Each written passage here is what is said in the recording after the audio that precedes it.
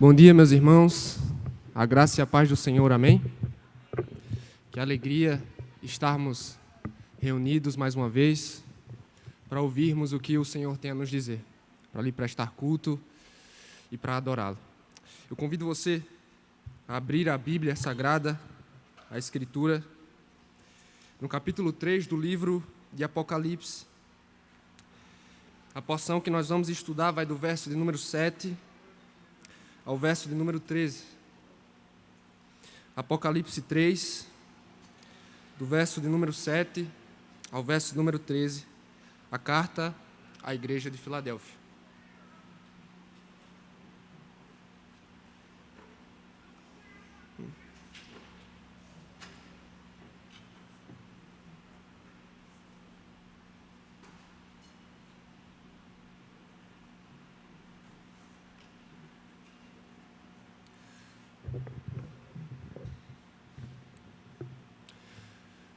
Uma das imagens que mais marcou a minha infância, irmãos, aconteceu durante os Jogos Olímpicos de Atenas em 2004.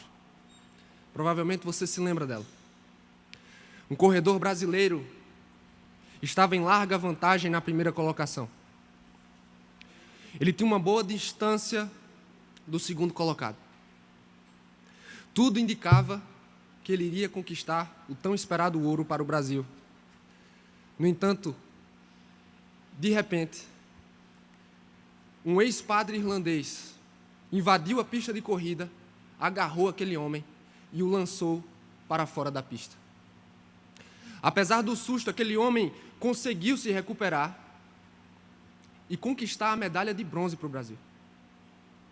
Você se lembra desse ocorrido?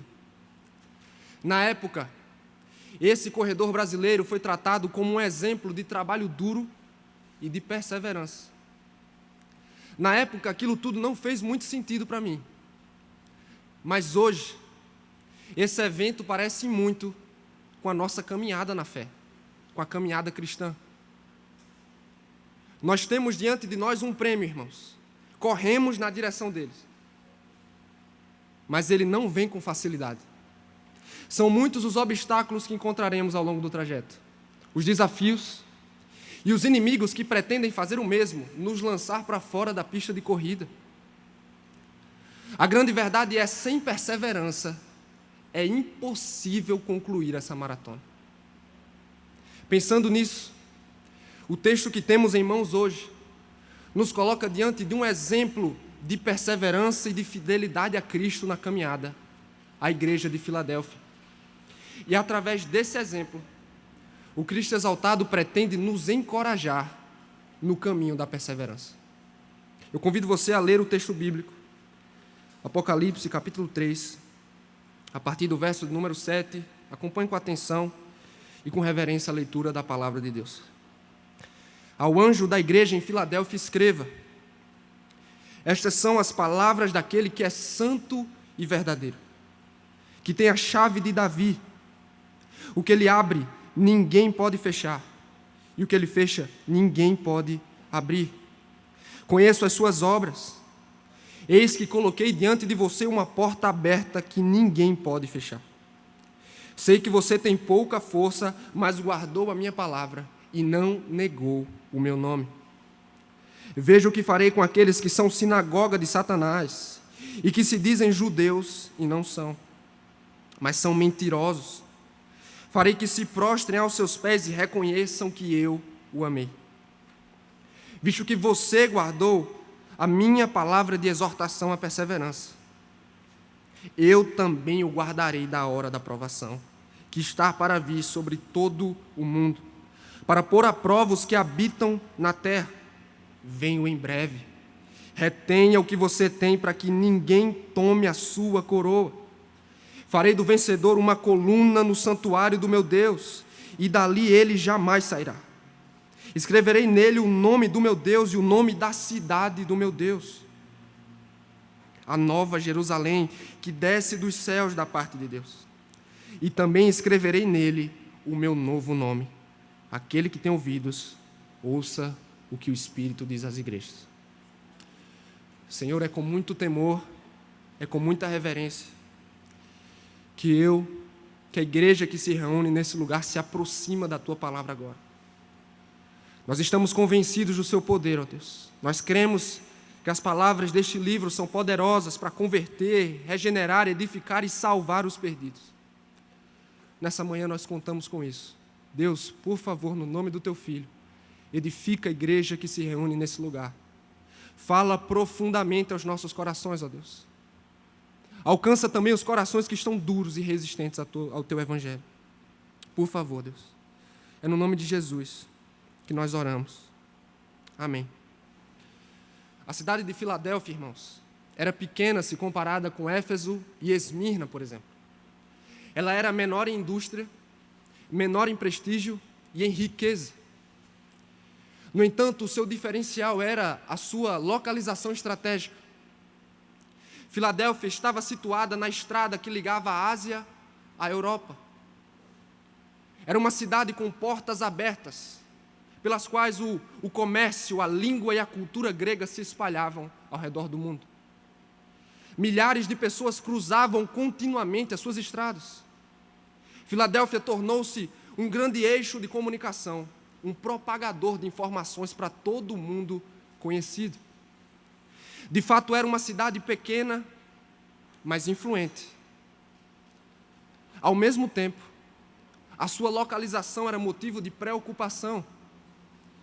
Isso porque a área ao redor da cidade era vulcânica. E, portanto, terremotos constantes ameaçavam a cidade. Em 17 a.C., ela foi totalmente arrasada por um forte terremoto. Sem contar com a poderosa oposição ao Evangelho que existia naquela região, especialmente da parte dos judeus. E é exatamente nesse lugar de riscos e oportunidades que se encontra uma igreja conhecida por sua fidelidade, a igreja de Filadélfia. Ao dirigir-se a essa igreja na carta, nós não encontramos uma única palavra de repreensão da parte do Cristo. O conteúdo da carta pode ser dividido em uma apresentação do Senhor, em um elogio à fidelidade da igreja e em uma exortação à perseverança. Diante dos desafios e provações, o Senhor da igreja dirige-se a esses irmãos, encorajando-os a permanecerem firmes a todo custo. Embora as dificuldades sejam inevitáveis, o Cristo exaltado convoca a igreja de Filadélfia e convoca também a nossa igreja a perseverar. Cristo nos chama a perseverar. A pergunta é: como faremos isso? Como a igreja pode perseverar em tempos tão difíceis, irmãos? Esse texto lança luz sobre a perseverança cristã. Em primeiro lugar, de acordo com os versos 7 e 8, eu convido você a observar comigo a fidelidade na perseverança.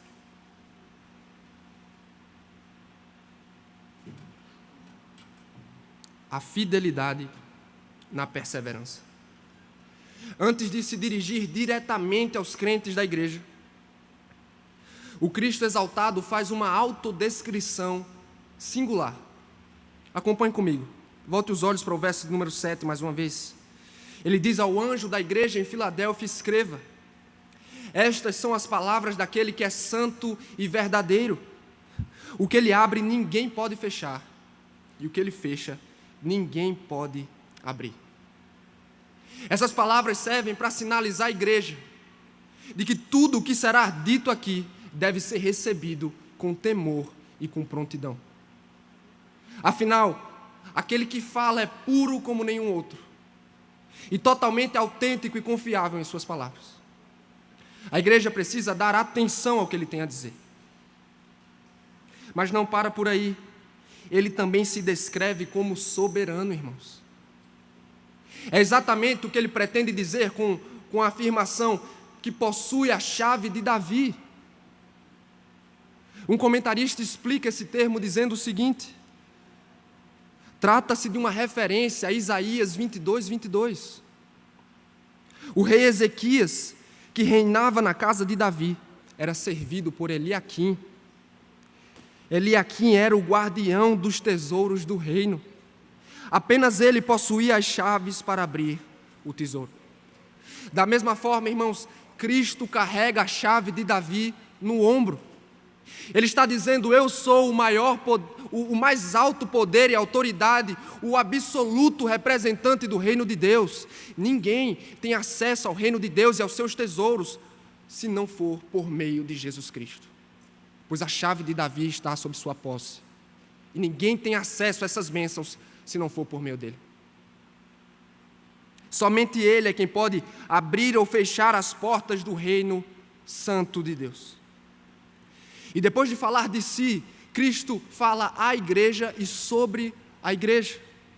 Ele diz o seguinte: conheço as suas obras.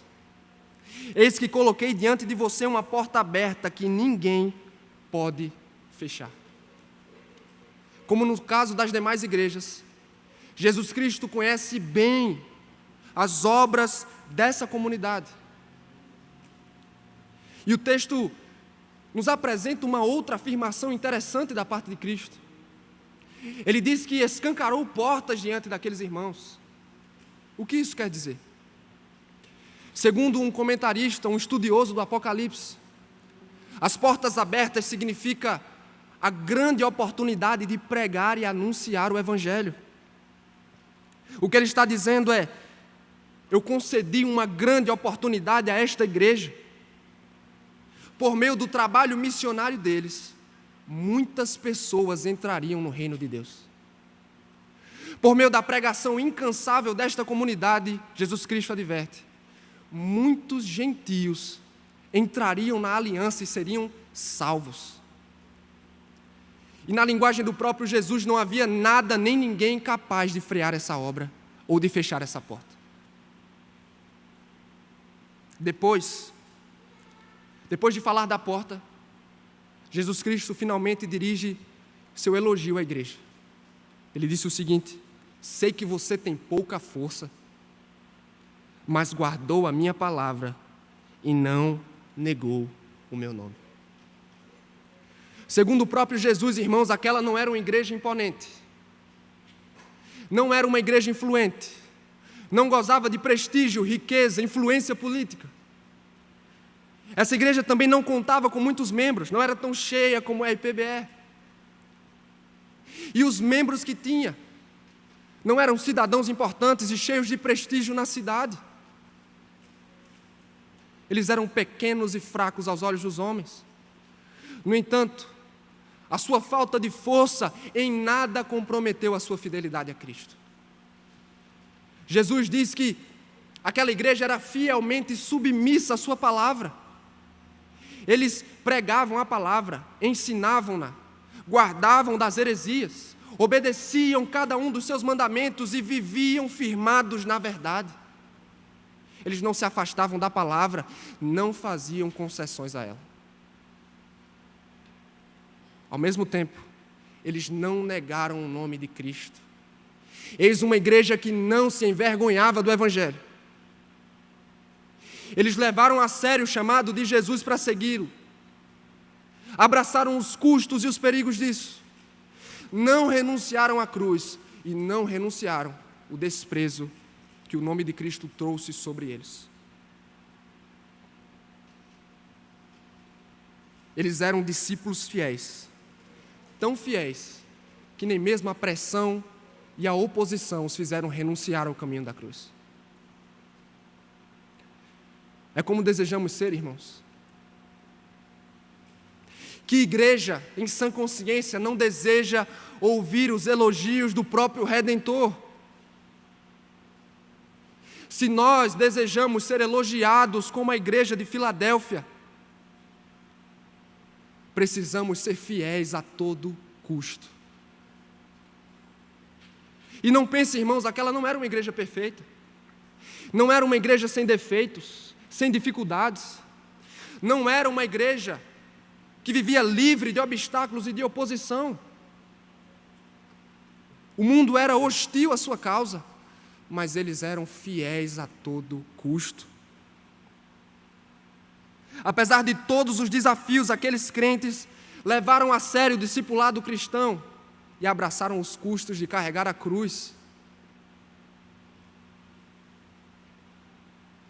É a luta que todo crente e toda igreja em qualquer época da história deve travar. A pergunta é: como faremos? O próprio Jesus já nos deu orientações aqui no texto. Primeiro, guardando a palavra.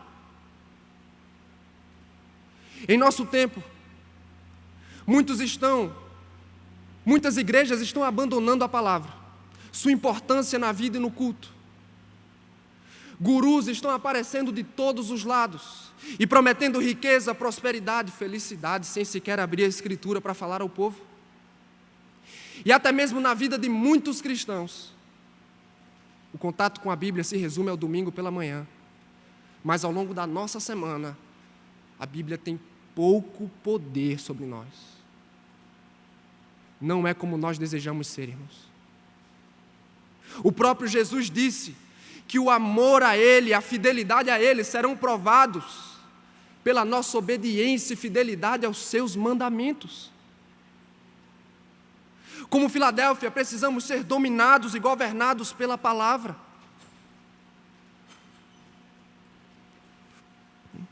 Precisamos obedecer a palavra e atentar a cada um dos seus mandamentos. Precisamos, irmãos, que a nossa mente, a nossa visão de mundo sejam totalmente influenciados pelas páginas desse livro. É através da Bíblia que tomamos decisões difíceis. É por meio da Bíblia que conduzimos casamento e criação de filhos. Cristãos que desejam ser elogiados pelo Senhor não se afastam da palavra, mas desejam que tudo o que são e tudo o que fazem seja dirigido e governado pelas verdades da Escritura. Mas não só isso. Cristãos fiéis não negam o nome do Senhor. Os crentes de Filadélfia não negaram, mesmo em meio às oposições e às perseguições dos judeus, como veremos mais à frente. E quanto a nós? Até onde você está disposto a ir? Que custos está disposto a assumir? Você leva a sério o chamado de Jesus para segui-lo? Você abraça e carrega a cruz independente dos riscos que estão à sua frente? Como eu disse, irmãos, o mundo continua hostil à nossa causa. E muitas vezes é o que nós acabamos fazendo. Nós negamos o nome de Cristo. Nós o negamos na faculdade, nós o negamos no trabalho, nós o negamos diante da oposição dos inimigos do Evangelho na nossa casa, por exemplo. No entanto, precisamos ser fiéis, mesmo que isso implique em sofrimento e prejuízo para nós, irmãos. Nós abrimos mãos de uma oferta mais vantajosa no trabalho em troca da honra de Cristo. Nós não cedemos às ofertas sedutoras deste mundo. Não cedemos às pressões dos inimigos na faculdade, na escola, ou até mesmo dentro da sua casa. Não cedemos, não abrimos mão da cruz. No livro Peregrino, em dado momento, John Bunyan fala que cristão e fiel chegam à feira das vaidades. E lá, eles despertam a fúria dos homens da cidade. Eles detestaram o compromisso daqueles dois com a verdade e com o Senhor da cidade celestial. Eles são presos, acusados injustamente pelo juiz ódio ao bem. Só que fiel sela o seu testemunho com a própria morte. Não é o que eu e você desejamos ser? Literalmente, fiéis até a morte. Permaneçamos firmes, irmãos. Não negociemos o Evangelho. Não abramos mão da cruz. O que você deseja? Você deseja ouvir os aplausos e a aprovação deste mundo? Você deseja ser reconhecido como um homem ou uma mulher de prestígio nessa era? Você deseja ouvir dos lábios do Salvador naquele dia: muito bem, servo bom e fiel. Que esse seja o nosso desejo. Além disso, é nosso dever também abraçar as oportunidades. Aos irmãos daquela igreja, Jesus disse que abriu uma porta diante deles. E é exatamente o que Ele continua fazendo. Ele abre portas para nós em nossos próprios contextos. A cada um de nós nos são dadas oportunidades para anunciar o Evangelho. Encare uma promoção no trabalho como uma oportunidade de fazer o Evangelho avançar, por exemplo. Na faculdade você tem ganhado voz, então aproveite a atenção e a aproximação das pessoas para apresentar a Cristo. E talvez você me diga: João, esses não são meu caso. Eu não estou trabalhando, eu não estou na faculdade, mas você tem uma casa. Encare a sua casa como uma grande porta. Pregue o Evangelho, ensine a palavra às pessoas que estão sob os seus cuidados. Tire proveito de familiares e de amigos interessados na pessoa de Jesus Cristo. Nenhum de nós, irmãos, pode dizer que portas não estão abertas para nós. Nenhum de nós. E mais, Jesus Cristo há de nos cobrar um dia por cada uma das portas que nos abriu e que desperdiçamos. Sejamos fiéis, irmãos. Que Deus nos ajude a reconhecer e aproveitar essas oportunidades. Amém? Não sei se é porque eu estou de terno, mas está calor hoje, viu? Rapaz. Cristo nos chama à perseverança, irmãos. Nós vimos, em primeiro lugar, a respeito da fidelidade na perseverança. Em segundo lugar, segundo os versos 9 e 10, eu convido você a observar comigo a segurança na perseverança. Depois de falar à igreja, agora Cristo dirige a atenção dela a um grupo específico. Verso de número 9. Veja o que farei com aqueles que são sinagoga de Satanás e que se dizem judeus e não são, mas são mentirosos. Farei que se prostrem aos seus pés e reconheçam que eu o amei. Eu não sei se você se lembra, mas as cartas a Esmirna e Filadélfia são semelhantes em dois sentidos. Primeiro, em ambas, não encontramos uma única palavra de reprovação às igrejas. Em segundo, nas duas, Jesus dirige sérias acusações aos judeus. No primeiro século, o judaísmo respondia com represália e perseguição aos convertidos ao cristianismo. O acesso às sinagogas fora bloqueado. Eles não eram mais permitidos ali. Em nome de Deus, os judeus tentaram de todas as formas impedir o avanço do Evangelho e trazer grande sofrimento sobre aqueles que aderissem ao caminho. E em Filadélfia as coisas não eram diferentes. Aqueles que se orgulhavam de serem filhos de Abraão e herdeiros da promessa pressionavam e perseguiam os crentes dessa comunidade. Só que Jesus faz uma afirmação forte. Ele diz: aqueles que acreditam estar servindo a Deus e em defesa da sua verdade, estão servindo ao pai da mentira, são instrumentos do diabo. Mas não só isso. Jesus faz uma promessa aos crentes daquela igreja. E o mais interessante, irmãos, é que ele usa a mesma linguagem de uma promessa feita no Antigo Testamento à comunidade de Israel. E ele diz aqui que aqueles que perseguiram a igreja de Cristo, aqueles que promoveram ódio e violência contra os salvos de Cristo, um dia, eles que esperavam ver todo mundo prostrado diante deles, Israel, na verdade, se prostrará diante daqueles a quem perseguiram. Israel esperava ser exaltado, quando, na verdade, segundo Cristo, Israel exaltaria os crentes a quem perseguiram ao longo de sua vida. E o melhor de tudo, eles terão de reconhecer que os crentes são amor, são objetos do amor incondicional do Senhor. Eis a melhor parte de tudo. E depois de denunciar os judeus, ele encoraja a igreja no verso número 10. Ele diz o seguinte: visto que você guardou a minha palavra de exortação à perseverança, eu também o guardarei da hora da provação, que está para vir sobre todo o mundo, para pôr à prova os que habitam na terra. Os termos iniciais aqui estabelecem uma ligação com o que Jesus falou anteriormente. No verso 8, ele destacou a fidelidade da igreja. Aqui ele destaca a sua firme perseverança.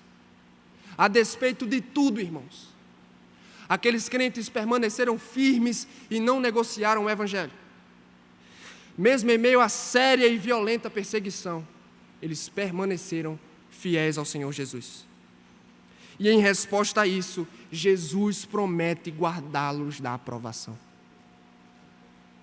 Um tempo de adversidade, aflição e angústia chegaria sobre o povo de Deus espalhado na face da terra.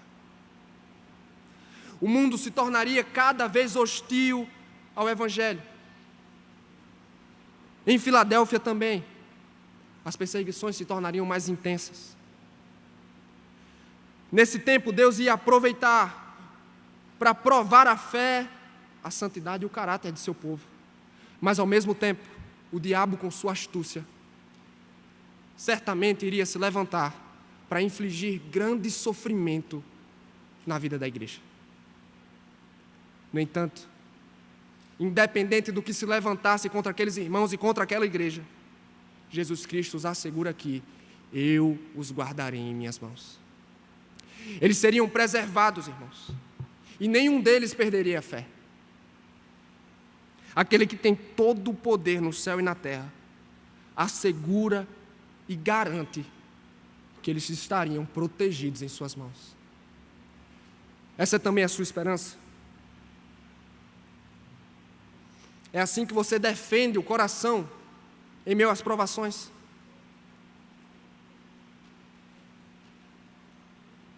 A vida neste mundo caído não é fácil, irmãos.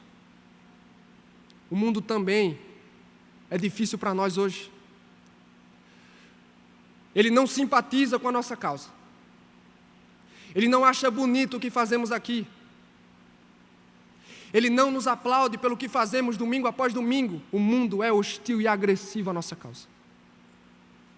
Sem contar com as dificuldades e sofrimentos que fazem parte da nossa vida. Nenhum de nós atravessará essa vida sem enfrentar muito sofrimento. A vida é difícil e os sofrimentos são inevitáveis. Mas esse texto nos enche de segurança com a seguinte verdade: o Senhor é quem nos guarda na hora da provação. O Senhor te guarda na hora da provação. E a provação vai chegar, meu irmão. Ela já chegou. Veja o que estamos vivendo. A provação alcançará a sua casa. A provação alcançará a igreja de Cristo, seja na forma de oposição ou de sofrimento. Nós não podemos evitá-la, contorná-la. Mas a verdade que salta do texto e que deve encorajar o meu e o seu coração é a seguinte: não importa o que ou quem se levante contra nós, o Senhor da igreja está do nosso lado e nos protegendo. O nosso Deus soberano é Senhor sobre cada uma das nossas aflições. Ele as conhece. E para nossa alegria, irmãos, quando Ele permite que as dificuldades nos alcancem, Ele o faz para o bem da nossa fé. É isso que quer dizer provação. Tiago disse na sua carta, capítulo 1, versos 2 e 3, na verdade só verso 2, pois vocês sabem que a prova da sua fé produz perseverança. A prova da sua fé produz perseverança. É também por essa razão, irmãos, que a nossa vida aqui não será um mar de rosas. Porque se o fosse, como cresceríamos?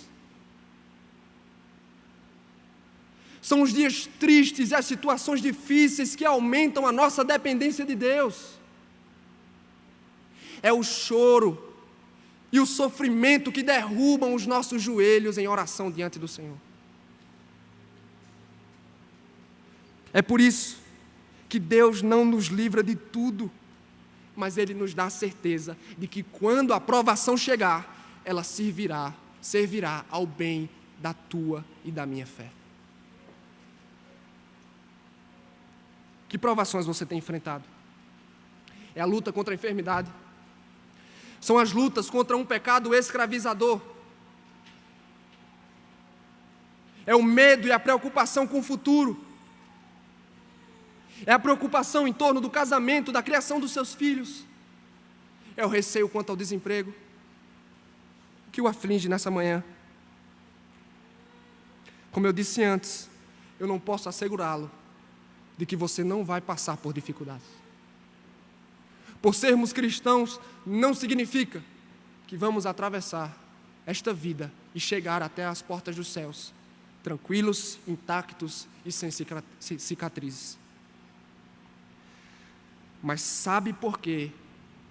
Você pode estar seguro, e eu quero que você guarde isso no coração. Sabe por que você pode estar seguro diante de Deus? Porque Cristo te ama, meu irmão. Porque a igreja é objeto do amor incondicional, infinito e perfeito de Jesus Cristo. Ele disse à igreja: eu a guardarei, porque eu a amo. Ele pode dizer o mesmo a nosso respeito. Jesus Cristo nos ama com amor incondicional. Isso é razão suficiente para descansar o coração e para atravessar a provação com fé. Elas chegarão, mas quando chegarem, elas não chegarão para a nossa destruição, porque Deus nos preservará dos perigos e Ele guardará a nossa fé de se perder. Ao mesmo tempo, é preciso enfatizar, irmãos, que o Senhor guarda os que perseveram. É preciso corrigir esse mal-entendido. O Senhor guarda, sim, mas guarda os que perseveram. Imagine a seguinte cena: um homem, uma mulher sentado no sofá, ele levanta as pernas para o ar. Ele pega o controle da TV, fica todo derrubado no sofá. E ele começa a dizer: eu vou mudar o mundo, mas só daqui a pouco. Isso não é um tanto estranho para você? Essa imagem não transmite mais desconfiança do que segurança? Como um sujeito assim pode trazer qualquer impacto significativo ao mundo? E se eu dissesse que é assim, exatamente assim como muitos cristãos encaram a caminhada? São preguiçosos espirituais. Entenderam totalmente errado a doutrina da perseverança dos santos. Alguns crentes acreditam: cabe a Deus me guardar. Ele vai me preservar mesmo que eu não mexa um dedo sequer. É por isso que alguns crentes se entregam ao pecado. Entregam-se à sua prática deliberada. E acreditam na mentira de que um dia Deus milagrosamente irá libertá-los. Ou cristãos que se lamentam continuamente, que culpam a Deus pela mediocridade espiritual da sua vida, mas que negligenciam a Bíblia, que não gastam tempo em oração e que negligenciam um culto público. A corrida cristã é como uma maratona, irmãos.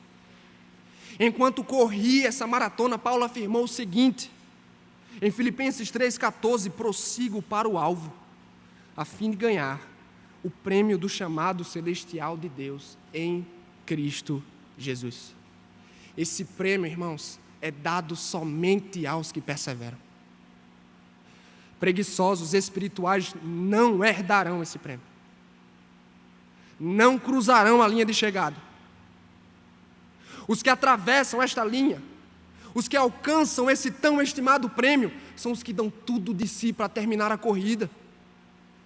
São os que não desperdiçam as ferramentas e os meios de graça para nos fortalecer nessa maratona. Se é o seu caso nessa manhã, é com muito amor que eu o convido a abandone a preguiça espiritual. Vigie o seu coração. E não entregue-se a essa mentira de que Deus o levará no braço até o céu, sem você fazer nada, sem nós mexermos um dedo sequer. Deus é de fato o protagonista da perseverança, porque sem a sua força não podemos ir a lugar nenhum. No entanto, Ele nos dá força para corrermos com as próprias pernas. Nós também somos ativos na perseverança. E é por isso que preguiçosos espirituais não concluirão essa maratona. Levantemo-nos do sofá e abandonemos a preguiça espiritual. Amém? Cristo nos chama a perseverança. Nós vimos em primeiro lugar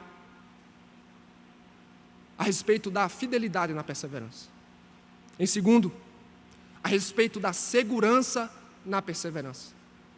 Em terceiro lugar, e por fim, eu convido você a observar nos versos 11 a 13 a recompensa da perseverança. O Cristo exaltado está prestes a concluir sua carta à igreja de Filadélfia. E ele irá concluí-la com muita esperança. No entanto, antes ele dirige mais uma breve exortação àquela igreja. Ele disse: venho em breve, retenha o que você tem, para que ninguém tome a sua coroa. Esse refrão aparece em várias oportunidades no livro de Apocalipse: venho em breve. E para a alegria daqueles irmãos e para a nossa alegria, o Cristo exaltado anuncia em alto e bom som: eu virei. Não há um pingo de dúvida quanto a isso. Sua vinda é iminente. Os crentes não sabem quando, mas podem esperar com fé. Enquanto esperam, Cristo os encoraja a permanecerem firmes e fiéis. E aqui, irmãos, no verso de número 11, e na verdade, de uma forma geral nessa carta, nós observamos como soberania de Deus e responsabilidade humana se encontram de forma harmoniosa. Os crentes são convocados, sem dúvida alguma. A coroa é dada por graça, mas eles não podem se acomodar como os judeus o fizeram. Segundo um comentarista, abraçar a coroa significa conservar os bens e os privilégios espirituais que receberam. Não podiam se acomodar, não podiam ser preguiçosos, como um maratonista que corre na direção da linha de chegada. Eles precisavam dar tudo de si para reter as suas bênçãos e alcançar o prêmio final. E aí então Jesus Cristo introduz promessas maravilhosas, gloriosas, no verso número 12.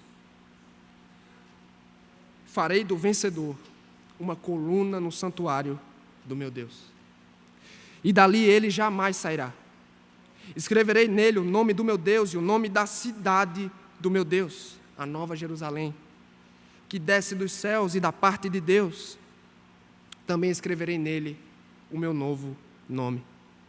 Irmãos, todas essas promessas precisam ser entendidas no contexto da história dessa cidade.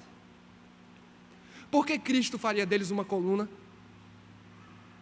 Lembre-se, eles estavam sob as constantes ameaças de novos terremotos. Alguns, inclusive, optaram por viver fora dos muros da cidade. Não havia estabilidade, muito menos segurança. Considerando isso, Cristo diz aqui que assim como a coluna é firme e segura, eles um dia habitariam com segurança a presença de Deus por toda a eternidade. Nada nem ninguém poderia mais ameaçar a sua segurança. No reino de Deus não haveria mais ameaças e riscos. Eles estariam fixos e firmes diante de Deus. Além disso, ele fala também a respeito do nome de Deus e do nome da cidade. Em 17 a.C., o imperador Tibério financiou a reconstrução da cidade quando ela foi totalmente destruída por um terremoto. E em homenagem a esse imperador, a cidade foi batizada por Nova Cesareia, ou Nova Cidade de César. décadas depois, em homenagem ao imperador Vespasiano, a cidade passou a se chamar Flávia. O que Cristo está dizendo aqui é: essa cidade não mais pertencerá ou honrará alguém além do próprio Deus. Ela não pertencerá mais a homem algum. Ela não servirá como tributo a nenhum outro além de mim. É por isso que recebe o nome de Deus, e Cristo está dizendo: vocês são propriedade exclusiva do Rei da Glória. O nome de Deus é a marca, o selo da posse de Deus. E o nome da cidade? Eles não só seriam cidadãos de uma província romana, irmãos. Muito em breve, eles habitariam a cidade que tem fundamentos eternos. Seriam cidadãos da Nova Jerusalém. E Jesus conclui dizendo: eu porei sobre vocês o meu nome, ou o meu novo nome. Por muito tempo, esse nome foi objeto de desprezo, do escárnio do mundo. Mas o que Jesus está dizendo é: em breve vocês participarão da glória que pertence somente a este nome. Assim como Cristo foi exaltado, os crentes também o serão com Ele. E mais, o conhecerão plenamente. O verão sem impedimento, sem restrições. Vão contemplá-lo para todo sempre e plenamente. Aquele que tem ouvidos para ouvir, ouça o que o Espírito diz às igrejas. As palavras desta carta precisam ser recebidas com temor e com prontidão. Sem dúvida, é como nós devemos receber essas palavras. E eu acrescentaria: com alegria. Afinal, meus irmãos, as promessas feitas aqui também nos pertencem. Essas promessas são propriedades de todo aquele que espera em Cristo Jesus. Por isso, o convite que salta deste texto é: aproprie-se com fé de cada uma das promessas feitas aqui. Eu digo e repito, elas são suas por causa de Cristo. E a pergunta é: como elas podem servir para o meu encorajamento e alegria hoje? Elas servem recordando o seu coração da realidade futura da eternidade e da glória que a igreja viverá com Cristo. Pois é sobre a eternidade e o futuro em glória que as promessas tratam. Nós também, irmãos, um dia seremos como colunas no santuário de Deus. Assim como eu, muitas vezes você está abatido. As dificuldades do mundo o impedem de caminhar. Você está fraco, desanimado. Você não goza da presença de Deus como gostaria por causa do seu pecado. Você se vê assaltado por sua inconstância. E você repete continuamente a si mesmo: como eu gostaria de provar mais do Senhor. E a promessa do texto é: muito em breve nós estaremos livres de ameaças, de inseguranças, e habitaremos permanentemente a presença de Deus. Na presença de Deus não haverá mais pecado, não haverá mais inconstância, sofrimento e dificuldade, não haverá mais derramar de lágrimas. Habitaremos muito em breve a presença de Deus. A insegurança que você experimenta neste mundo desaparecerá para sempre. Mas também nós receberemos o nome de Deus e o nome da cidade de Deus. Você, assim como eu, às vezes tem a impressão de que esse mundo pensa que somos sua posse. Que esse mundo, os homens deste mundo, os poderosos dele, imaginam que a igreja é sua posse, tentam nos controlar, nos dominar, nos forçar a amar as coisas deste mundo, a lhe prestar honra. No entanto, Cristo está bradando aqui: eu quero que você ouça com atenção: as ovelhas por quem eu morri são minha propriedade. Jesus Cristo está dizendo: a igreja é minha posse, ninguém pode tirá-las de mim. Elas servem para os meus propósitos, elas existem para a minha glória. Você é propriedade exclusiva do Senhor, meu irmão. Os homens não têm tanto poder assim sobre nós. Nós não estamos cativos aos homens e poderosos deste mundo.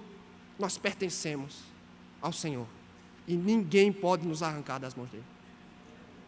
Não só isso, nós receberemos o nome da cidade do Senhor, a Nova Jerusalém.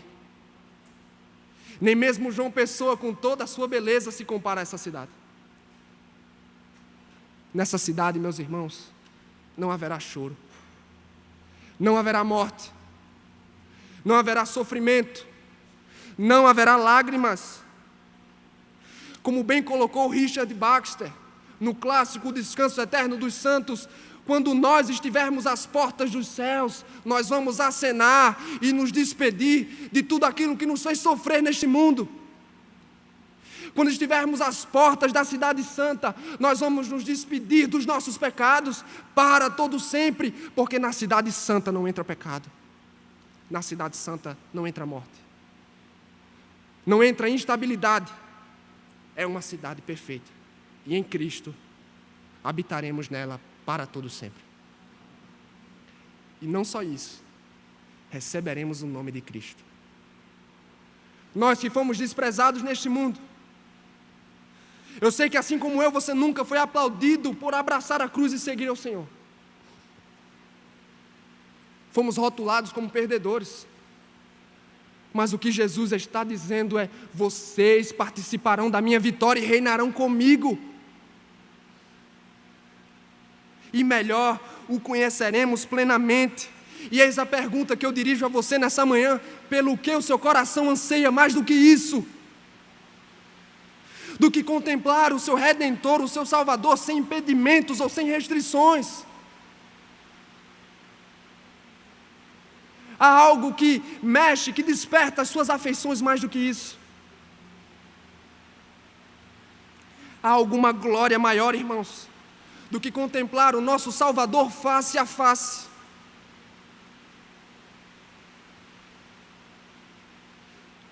Nada neste mundo,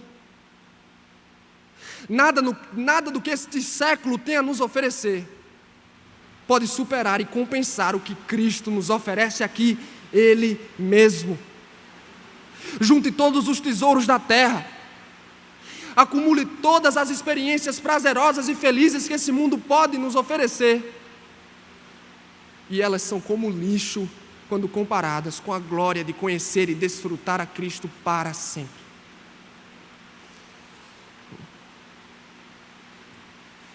Esse mesmo Rei,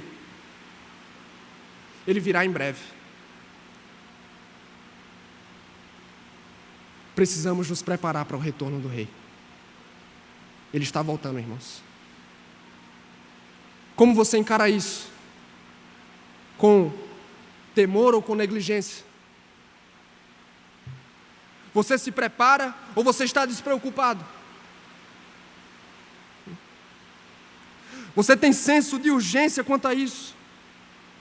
Porque a impressão é que na mente de muitos cristãos, e eu espero que não seja assim na sua, nem na minha, para muitos cristãos a vida é uma grande brincadeira. Nós estamos aqui passando tempo. Para muitos, Jesus Cristo se resume a uma simples ideia, a um conceito, a algo que não desperta as nossas afeições, mas o que o texto diz, o que é revelado nas Escrituras é que Cristo é uma pessoa e muito em breve você e eu estaremos diante dele. Muito em breve as pessoas estarão diante daquele que é o juiz do universo, o Rei de toda a terra. Isso o alegra ou o assusta?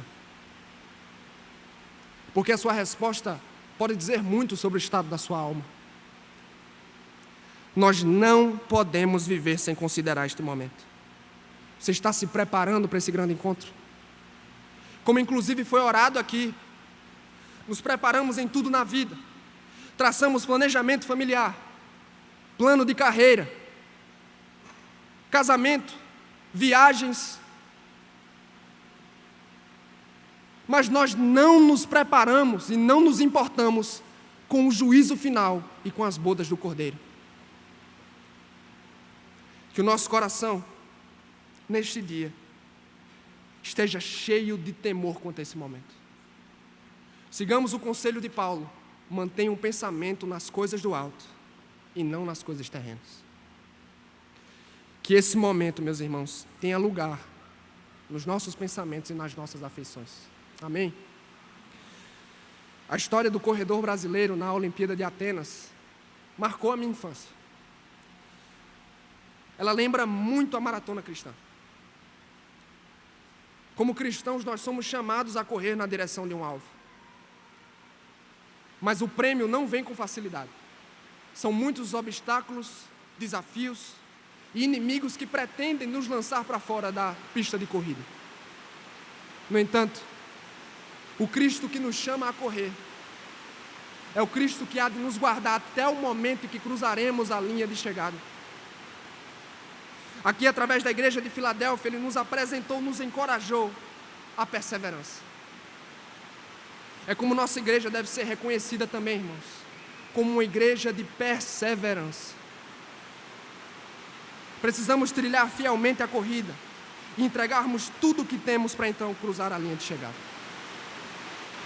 Mas em todo o trajeto, o Senhor estará conosco. Ele será o autor da nossa perseverança. Mas e quanto a você, que está aqui nessa noite, não experimenta nenhum consolo nas verdades aqui pronunciadas, provavelmente está inquieto, eu pergunto a você, qual o estado da sua alma?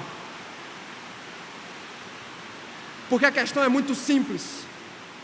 Se você não está com Cristo e por Cristo, se você não está engajado nessa corrida, no time dele, saiba, você está contra ele.